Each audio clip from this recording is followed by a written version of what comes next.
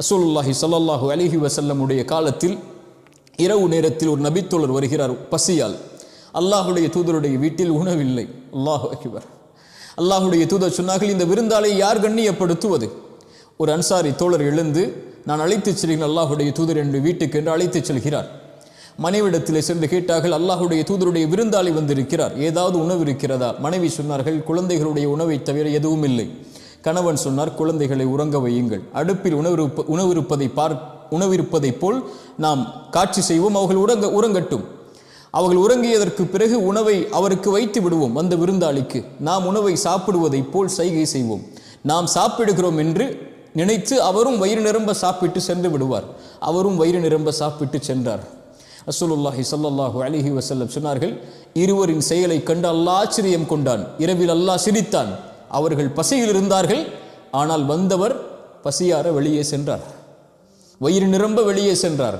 அல்லாஹ் அதற்காக குர்ஆனுடைய வசனத்தை இறக்கினான். அந்த இருளில் ஏழை வீட்டில் இருந்த அந்த தோழர்களுக்காக உலகம் அழியும் வரை இருக்கக்கூடிய குர்ஆனில் ஒரு வசனம், وَيُؤْثِرُونَ عَلَى أَنفُسِهِمْ وَلَوْ كَانَ بِهِمْ خَصَاصَةٌ, தங்களுக்கு தேவை இருந்த போதும் பிறருக்கு கொடுத்தவர்கள் அவர்கள் என்று குர்ஆன் அவர்களை அறிமுகப்படுத்தியது. கஷ்டத்திலும் இன்பத்திலும் செலவு செய்வான். அது ஒரு ஏழைக்கு மட்டுமல்ல, தன் குழந்தைக்கு செய்தாலும். ஆயிஷா ரலியல்லாஹு அன்ஹா இடத்தில் ஒரு பெண்மணி 2 குழந்தைகளை சுமந்து வருகிறார்கள் உணவுக்காக. அல்லாஹுடைய தூதருடைய வீட்டில் எதுவும் இல்லை. இருந்தாலும் ஆயிஷா ரலியல்லாஹு அன்ஹா 3 பேரித்தம்பழங்களை கொடுக்கிறார்கள். ஒரு குழந்தைக்கு 1, தாய்க்கு 1, இன்னொரு குழந்தைக்கு 1. 2 குழந்தைகளும் சாப்பிட்டு முடிக்கிறது. தாய் அந்த தனக்கு கொடுக்கப்பட்ட பேரிந்த பழத்தை வாய்க்கு அருகிலே கொண்டு செல்லும் போது 2 குழந்தைகளும் அதை பார்க்கிறது. தன் குழந்தைகளின் பசியை உணர்ந்த அந்த தாய் அந்த பேரித்தம்பழத்தை தான் சாப்பிடாமல் 2ஆக பிளந்து, ஒரு குழந்தைக்கு ஒரு பேரித்தம்பழம், இன்னொரு குழந்தைக்கு இன்னொரு பேரித்தம்பழத்துடைய துண்டென்று தான் பசியோடு செல்லுகிறார்கள். இந்த காட்சி அல்லாஹுடைய தூதர் வந்தவுடன் ஆயிஷா ரலியல்லாஹு அன்ஹா சொன்னார்கள், அல்லாஹுடைய தூதரே, இந்த பெண்ணுடைய செயலினை ஆச்சரியப்படுத்தியது. அல்லாஹுடைய தூதர் ஸல்லல்லாஹு அலைஹி வஸல்லம் சொன்னார்கள், ஆயிஷா, அல்லாஹ் அந்த பெண்ணுக்கு சொர்க்கத்தை கடமையாக்கினான், நரகத்திலிருந்து அந்த பெண்ணை அல்லாஹ் பாதுகாத்து விட்டான். ஒரு ஏழைக்கு கொடுத்ததற்கு அல்லாஹ் ஏன் அந்த செயலை செய்ய வேண்டும்? தன் குழந்தைகளுக்கு கொடுத்ததற்கு அல்லாஹ் ஏன் அந்த செயலை செய்ய வேண்டும்? இன்பத்திலும் துன்பத்திலும் நீ அல்லாஹுடைய பாதையில் செலவு செய்தால் அல்லாஹ் உன் இன்பத்திலும் துன்பத்திலும் உன்னோடு இருப்பான். ஏன்? நீ செய்த செயலை அல்லாஹ் நேசிக்கிறான். இப்படி செய்யக்கூடியவர்களோடு அல்லாஹ் இருப்பான். இரண்டாவது அல்லாஹ் கூறுகிறான், வல் காதிமீனல் கைத், கோபங்களை விழுங்குவார்கள். ரசூலுல்லாஹி ஸல்லல்லாஹு அலைஹி வஸல்லம் சொன்னார்கள், வாக்குவாதம் செய்கிறார்கள் இருவர். ஒருவருக்கு உண்மையில் தகுதி இருக்கிறது அதை செய்வதற்கு, இருந்தாலும் அவர் அதிலிருந்து விலகுகிறார் என்றால் அவருக்கு அல்லாஹ் சொர்க்கத்தை கடமையாக்குகிறான் என்று அல்லாஹுடைய தூதர் ஸல்லல்லாஹு அலைஹி வஸல்லம் சொன்னார்கள். ஒரு கோபத்தை ஏற்படுத்தினால் அதை தடுத்துக் கொள்வான், விழுங்கிக் கொள்வான். ஏன்? இவன் கோபப்படாமல் இருந்தால் அல்லாஹ் இவனோடு கோபம் இல்லாமல் நடந்து கொள்வான். மூன்றாவது, வல் ஆஃபீன அனின் நாஸ், மனிதர்கள் செய்யக்கூடிய பாவத்தை மன்னிப்பான். ஏன்?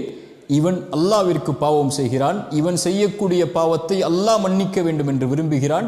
அதனால் இவன் மனிதர்கள் செய்யக்கூடிய பாவத்தையும் மன்னிப்பான். அல்லாஹ் ரப்புல் ஆலமீன் ஆயிஷா ரலியல்லாஹு அன்ஹா அவர்களுடைய விஷயத்தில் ஒரு மிகப்பெரிய எட்டுக்கட்டு நடக்கிறது. ஆயிஷா ரலியல்லாஹு அன்ஹுடைய தந்தை அபூபக்கர் சித்திக் ரலியல்லாஹு அன்ஹு அதில் கலந்து கொண்ட ஒருவருக்கு உதவி செய்தார்கள். சொன்னார்கள், என் மகளுடைய விஷயத்தில் ஒருவர் தவறளித்து விட்டார், அதனால் இனிமேல் அவருக்கு நான் உதவி செய்ய மாட்டேன் என்று தடுத்துக் கொள்கிறார்கள். அல்லாஹ் ரப்புல் ஆலமீன் வசனம் இறக்குகிறான், கண்ணியம் கொடுக்கப்பட்டவர்கள் உங்களில் இது போன்று சொல்லக்கூடாது. அல்லாஹ் உங்களுடைய பாவத்தை மன்னிப்பதை விரும்பவில்லையா என்று அபூபக்கரை பார்த்து அல்லாஹ் கேட்கிறான். என்ன அர்த்தம்? நீங்கள் செய்யக்கூடிய பாவத்தை அல்லாஹ் மன்னிக்கிறான். சக மனிதர் ஒருவர் உங்களுடைய குழந்தை உங்களுடைய மகளுடைய விஷயத்தில் குறைவுபட்டதால் அவரை நீங்கள் மன்னிக்க மாட்டீர்களா? மன்னியுங்கள் என்று அல்லாஹ் கட்டளை இடுகிறான். வல் ஆஃபீன அனின் நாஸ், மனிதர்கள் செய்யக்கூடிய பாவங்களை மன்னித்தல் அல்லாஹ்வுடைய விருப்பத்திற்குரிய செயல். அல்லாஹ் சொல்கிறான், இன்னல்லாஹ யுஹிப்புல் முஹ்சினீன், இந்த முஹ்சின்களை அல்லாஹ் நேசிக்கிறான். குர்ஆன் சுன்னா முழுக்க இந்த இஹ்சான் என்றால் என்ன, இந்த முஹ்சின்கள் என்றால் என்ன என்பது நிரம்ப கிடக்கிறது. அல் இஹ்சான், அல்லாஹுடைய தூதர் ஸல்லல்லாஹு அலைஹி வஸல்லம் இடத்தில் ஜிப்ரீல் அவர்கள் கேட்டபோது சொன்னார்கள், இஹ்சான் என்றால் என்ன அல்லாஹுடைய தூதரே என்று கேட்கும்போது சொன்னார்கள், அன் தஅபுதல்லாஹ், அல்லாஹ்வை நீ வணங்கு அவனை பார்ப்பதை போல். அவனை உன்னால் பார்க்க முடியாவிட்டாலும் அவன் உன்னை பார்த்து கொண்டிருக்கிறான் என்ற எண்ணத்தோடு அல்லாஹ்வை வணங்குதல் இஹ்சான். அல் இஹ்சான் என்றால் இந்த உலகத்தில் ஒரு மனிதன் ஒரு செயலை செய்வான் அல்லாஹ்விற்காக மட்டும். ஒன்றை விடுவான் அல்லாஹ்விற்காக மட்டும். ஏன்? அல்லாஹ் என்னை பார்த்து கொண்டிருக்கிறான் என்று. அவன் அல்லாஹ்விடத்திலும் படைப்புகளிடத்திலும் எல்லா விஷயத்திலும் அழகிய முறையில் நடந்து கொள்வான். அல்லாஹ்விற்காக மட்டும் தன் பெற்றோருக்கு பணிவிடை செய்வான். அல்லாஹ்விற்காக மட்டும் குழந்தைகளுக்கு உணவளிப்பான். அல்லாஹ்விற்காக மட்டும் தன் மனைவியிடத்தில் நல்ல முறையில் நடந்து கொள்வான். அல்லாஹ்விற்காக மட்டும் ஏழைகளுக்கு உணவளிப்பான். அல்லாஹ்விற்காக மட்டும் பொய் பேசுவதிலிருந்து விலகிக் கொள்வான். அல்லாஹ்விற்காக மட்டும் புறம் பேசுவதிலிருந்து விலகிக் கொள்வான். அல்லாஹ்விற்காக மட்டும் கோபங்களை கைவிடுவான். அல்லாஹ்விற்காக மட்டும் பிறருடைய குறையை குறித்து பேசாமல் தன்னை பாதுகாத்துக் கொள்வான். அல்லாஹ்விற்காக மட்டும் தொழுவான். அல்லாஹ்விற்காக மட்டும் அல்லாஹ் பாவங்களிலிருந்து விலகிக் கொள்வான். அல்லாஹ்விற்காக மட்டும். ஏன்? அல்லாஹ் என்னை பார்க்கிறான் என்ற எண்ணத்தில். இதுதான் இஹ்சான். இன்னும் வார்த்தைகளில் அடுக்கிக் கொண்டே போகலாம். இஹ்சான் உடையவர்களை அல்லாஹ் நேசிக்கிறான். அஹ்சினு, அழகிய முறையில் நடந்து கொள்ளுங்கள் அல்லாஹ்வோடும் படைப்புகளோடும். இன்னல்லாஹ யுஹிப்புல் முஹ்சினீன், அல்லாஹ் அந்த முஹ்சின்களை நேசிக்கிறான். அல்லாஹ் அந்த இஹ்சானை நமக்கு தரட்டும். அல்லாஹ் நேசிக்கிறான். அல்லாஹ் யாரை நேசிக்கிறான்? இன்னல்லாஹ யுஹிப்புல் முஹ்சினீன், அல்லாஹ் இஹ்சான் உடையவர்களை நேசிக்கிறான்.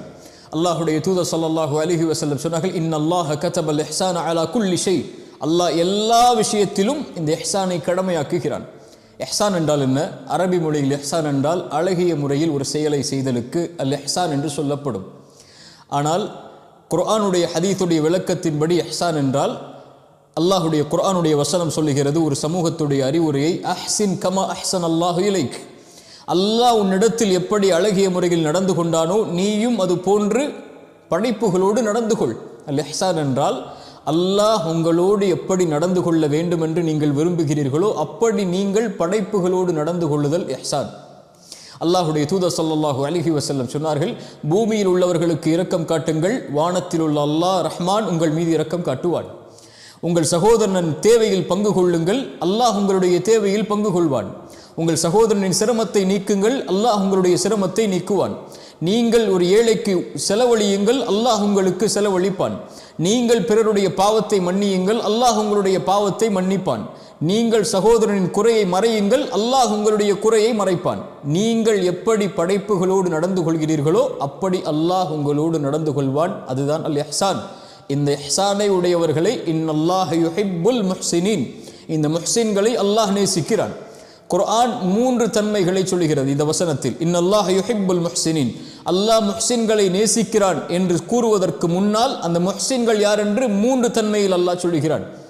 முதல் தன்மை, அல்லதீன யுன்ஃபிகூன ஃபிஸ் ஸர்ரா வத்தர்ரா, தங்களுக்கு ஏழும் பொழுதும் தங்களுக்கு கடினம் இருக்கும் போதும் அல்லாஹ்வுடைய பாதையில் செலவு செய்வார்கள். எளிமையாக சொல்கிறேன், தன்னால் முடியும் போதும் தன்னால் முடியாத போதும் அல்லாஹ்வுடைய பாதையில் ஏழைகளுக்காக உணவளிப்பான். ரசூலுல்லாஹி ஸல்லல்லாஹு அலைஹி வஸல்லம் உடைய காலத்தில் இரவு நேரத்தில் ஒரு நபித்தோழர்